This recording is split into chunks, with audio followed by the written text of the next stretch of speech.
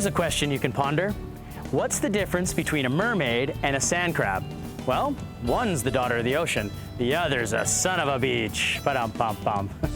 And that attempt at humor is my way of introducing today's culinary quest, the Geoduck clam. Geoduck is both one of the largest clams in the world and one of the longest lived animals of any type.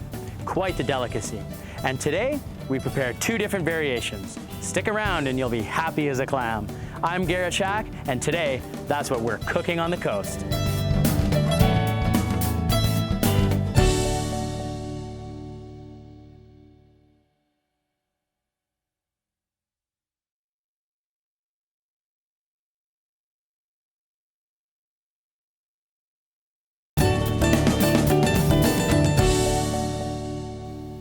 Welcome back. Today we're tackling two recipes featuring our phallic friend, the Geoduck clam. Geoduck two ways, sashimi style and stir-fried. It's the perfect shareable appetizer, so let's get started. What we have here is the king of clams, the Geoduck. You can see it has a wonderful shell, just like your typical clam, but what sets this guy apart is its long siphon. This piece here is how it eats. It uses this to suck up plankton at high tide. You'll notice this red rubber band around it. Well, this burrows itself into the sand and is used to that strong pressure from all that sand. So you have to keep the band on there, otherwise it just lets itself go. So the first thing we're going to do is remove that. Now, there's a couple steps to this. We want to first blanch it lightly so we can peel off the outer membrane of the siphon, and then the shell will open itself up and we'll remove the guts. What we have here is a little bit of just lightly simmering water. We don't want it boiling away because that'll seize the meat up. We just want it lightly simmering. So we got it, it's almost a perfect thing. I'll just turn it down just a touch. And we're literally going to put it in here for about 15 seconds or so. There we go. It's the air escaping from that shell. We could count it down, but at this point, we're going to add some salt. Some nicely salted water. And then we have some local winged kelp. Totally edible and delicious. This is going to go right into our pot as well. There you go. You'll see how that comes together in the recipe later. Now again, it's really important not to overcook this. We're serving this sashimi style. We're really just shocking it to release the membrane and open that shell. Next step, once we've had our 15 seconds, straight over into an ice bath. So here we go. All right. Boom, into that ice bath. Now, again, this is a sea-dwelling creature? Who's ever heard of a creature? This is a sea-dwelling creature.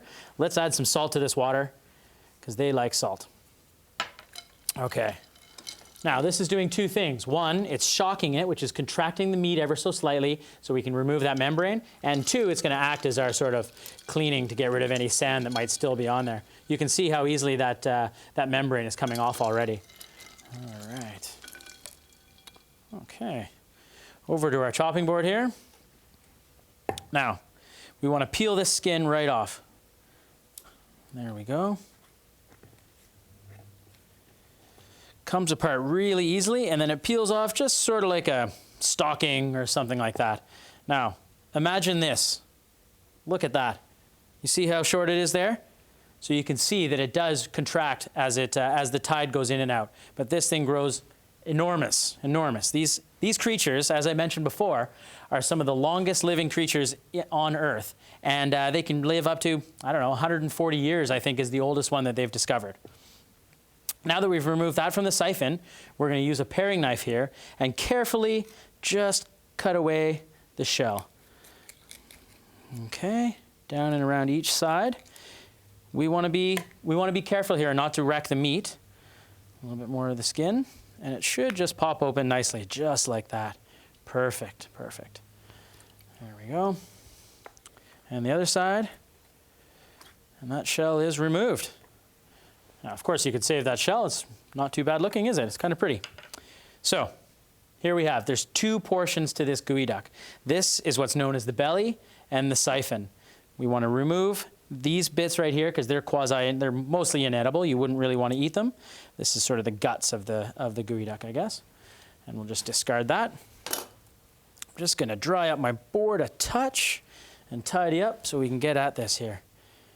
Now, once again, just by looking in here, you see that we have still a little bit of dirt in there. We're just going to go ahead and dip it back in this ice water and clean that out just a touch. Perfect. Okay, with a nice sharp knife, we're going to open up this siphon. Okay. And there it is. So, at this stage, once again, being very careful here to look for this sand, okay? It burrows itself in sand, so you need to rinse that out. Back to the ice water. We're going to be eating this sashimi style for the first part, so we want to make sure that we keep things in nice clean water, nice clean ice water. You can see there's a natural seam here. Just going to use our paring knife and cut that away.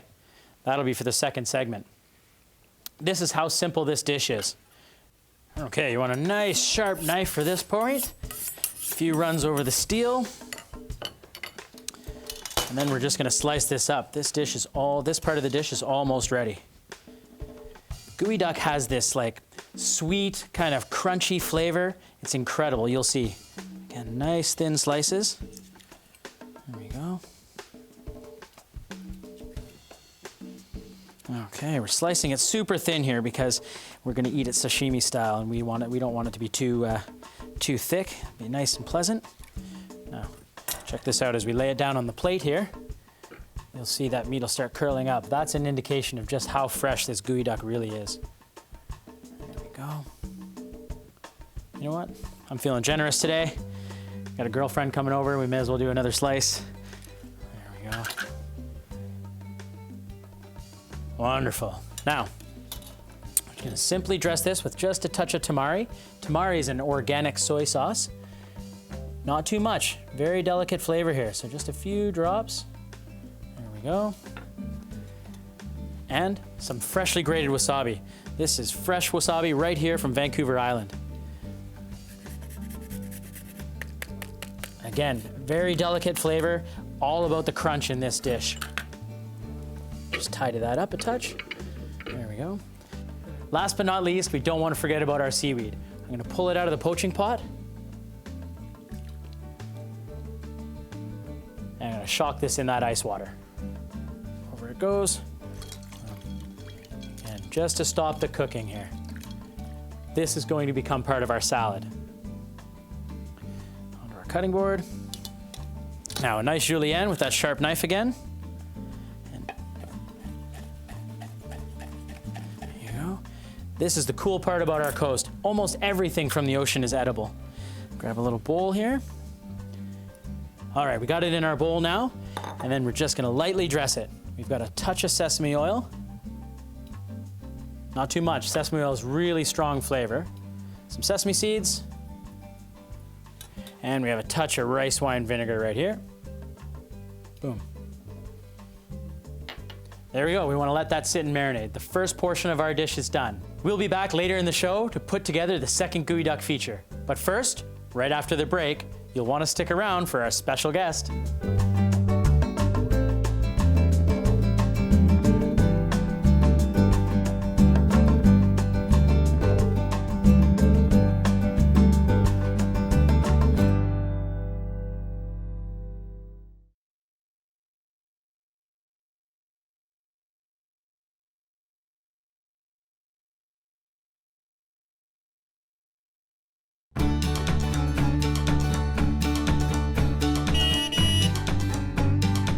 Welcome back to Cooking on the Coast. We're down here on location at Capital Iron with Mike Black. How are you, Mike? Great, Garrett, how are you? Nice to see you. What do we got going on here? Well, today we're cooking up every guy's favorite meal, steak and prawns. Steak and prawns. You had me at steak, sold me on prawns. That sounds fantastic. Now, as I came in, I saw you were sort of putting something on the steak. Why don't you tell me a little bit about that? Yeah, I've got a Kansas City Touch of Cherry. It's a championship rub that we happen to have here at the store. Nice. Not everybody wants to make their own homemade rub, so this is a really good way to get a nice tenderization and flavor on the meat. Today we've got a couple of ribeyes.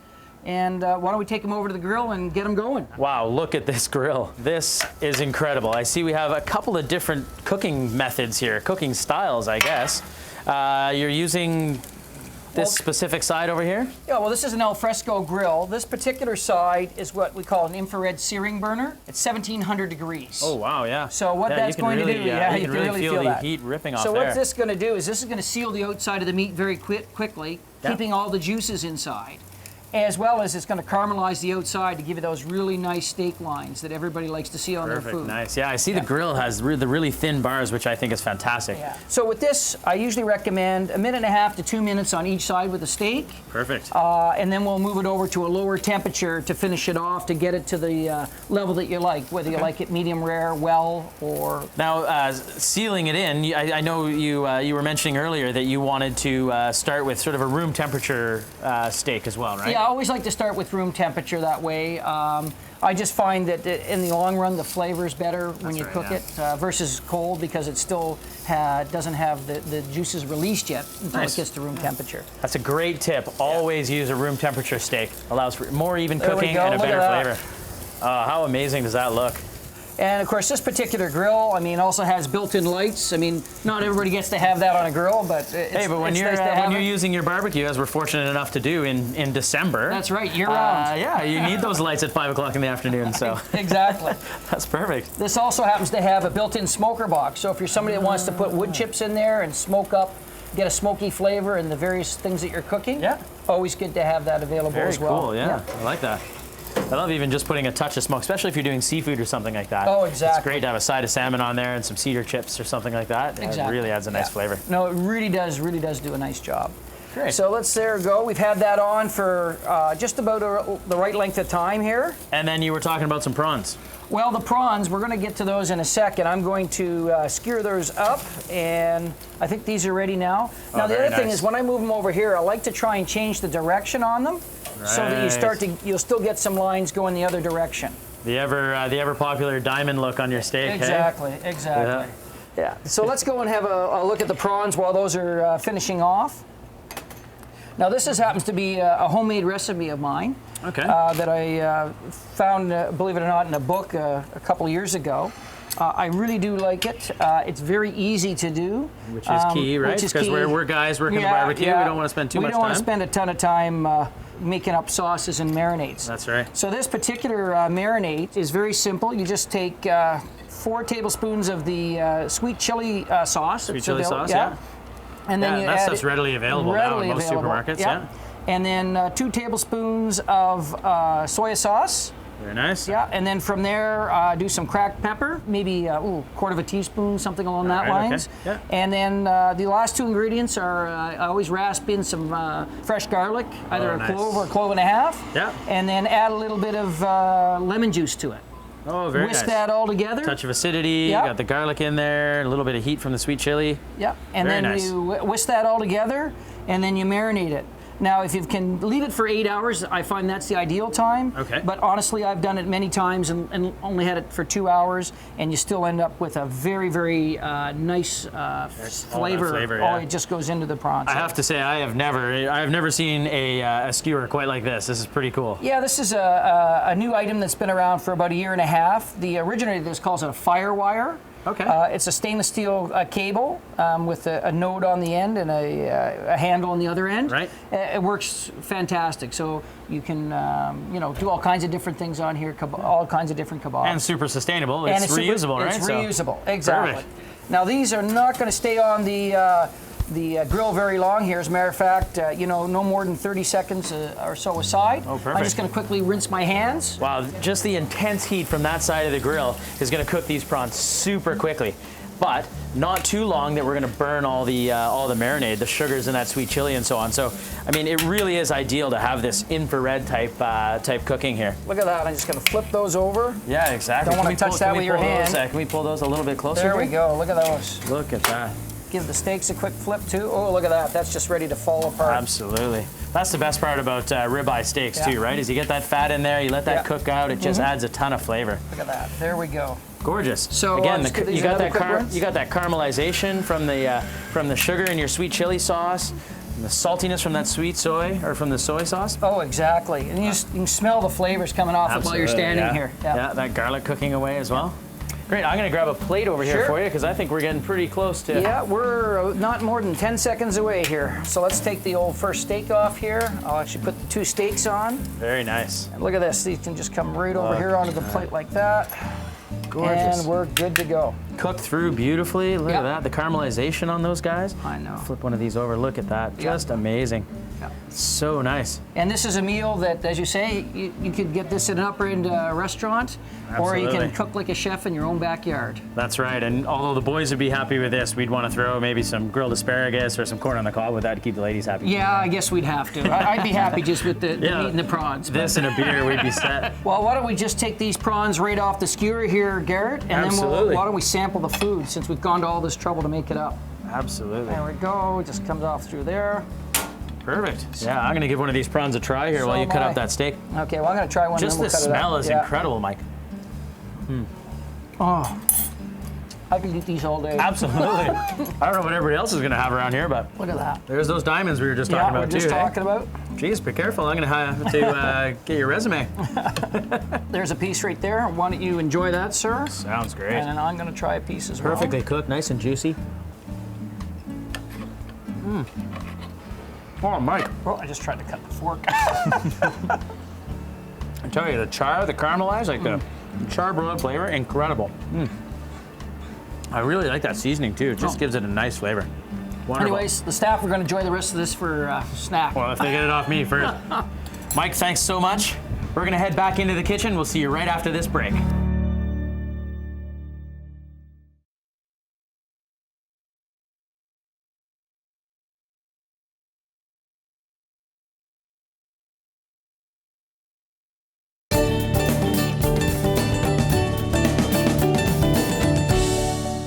With our featured Geoduck items. We've already prepared some sashimi. Now let's tackle the Geoduck stir fry. First thing we want to do is start heating up a nice heavy bottom pan like this Paderno one over here. And then we're going to add some ginger. Now, the Geoduck is a really interesting clam that's only native to the West Coast. They've tried raising it in other parts of the world with no success. So we're pretty lucky to have it here on this coast. It's almost impossible to come by. It's so revered by the Asian community. It's become a delicacy over there, so we rarely see any of it.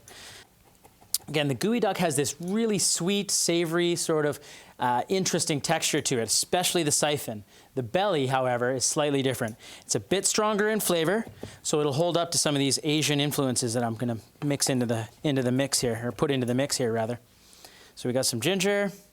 Have a little bit of garlic. I am chopping these up fairly fine because we want to make sure that Geoduck still stands out. Give it a nice chop. Again, see how I'm doing this? One hand on the blade, the other one doing all the action. This is skill, folks. Make sure you try it at home, though. Set that to the side for 1 second. Again, this dish is going to go really quickly. We don't want to overcook the Geoduck, so we're going to start with some of our other ingredients. We have a chili here. I'm just going to scrape out a few of the seeds, because that's where most of the heat is. Hey, want to hear another interesting fact about the Geoduck? The female, I think I mentioned before, that they live for up to 100 years. And in that time, will lay up to 5 billion eggs. Can you believe that? Unreal. There we are. Nice julienne on this chili. And then we're just going to dice this up a little bit. You can add a little more chili if you like it spicier, but again, we don't want this Geoduck to be overpowered by the other flavors. Check our pan. Add just a touch of oil. There we go. There we are. We really want that to sort of dance around on in the pan there. We're going to go straight in with the garlic, the chili. There we are. That's the sound we want. And the ginger. And now we'll use our Geoduck. This part here is a little bit softer and a stronger flavor. We're going to treat it pretty much the same way. This is where you'd find like clam strips, fried clam strips or something like that. This would be this is the portion they would use. They'd be a high-end clam strip, that's for sure. This Geoduck goes for about 150 bucks a pound. Oh, wow. The garlic, the ginger, smells amazing. Those chilies are gonna add that little bit of heat. And now, once that's nice and hot, I'm gonna turn up my panel just a little bit there. we're going to introduce the Geoduck to that pan. There we go. Nice. This is a really quick stir fry. We're just going to let it sit in there for a few seconds, and then we're going to pull it right off. The nice thing about this clam is it's so fresh. It flew over today for the show. We want to eat it at its freshest point, and we don't want to do too much to it. Perfect. Off. We're going to add a little bit of sesame oil, just a very tiny bit. Some fish sauce. I think you remember I mentioned that this portion of the Geoduck is a little bit stronger in flavor, so it'll hold up to some of these bold flavors that we're putting in there. Then I have just a touch of cilantro, and we're gonna go straight over to our plate with this one. It smells incredible. They need to invent smell-o-vision for this kind of stuff. This is awesome. Make sure you get that sauce in there. And then we can't forget about our seaweed salad. It's been sitting here marinating. And we'll just fire it right on the side of the plate like that. Now here's the perfect way to get your evening started. Geoduck 2 ways, sashimi and a stir fry.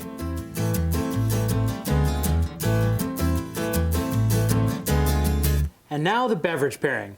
I'm here with Jace Katischuk from Clive's Classic Lounge, mixologist, bar manager. How you doing, Jace?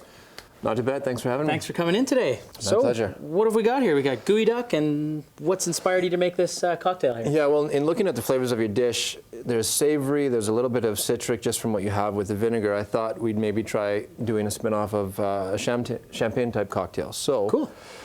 So what we have here today is I've got a Prosecco, we've got a Violette liqueur, which is derived from flowers, a French liqueur, and a little bit of grapefruit juice. Very simple, but a good combination that will pair well with it. Now these sparkling cocktails, they seem to be popping up on all kinds of cocktail lists all over the place. All over the place. They're great, especially in the summertime. They're so relaxing, they're so refreshing, and it's a fantastic aperitif as well. So. Well, I can't wait any longer. Let's have a little taste of this cocktail here. Oh, that Violette really gives it an interesting flavor, right? Yeah. It's very cool. I think it's going to work really well with this. Have you ever tried Geoduck before? I've only read about it, to be honest with you. Oh, it's got such an amazing flavor. Yeah, it definitely does. Wow, that's delicious. Savory, a little bit of heat. Texture, like great, amazing clam flavor, just incredible. Thanks very much, Jace. Really appreciate you coming down and doing this today. Thank you very much for having me. Check out our website where you'll find more information on today's show and maybe a few surprises. I'm Garret Schack from Cookin on the Coast. Thanks for watching, and don't forget to savor the flavor.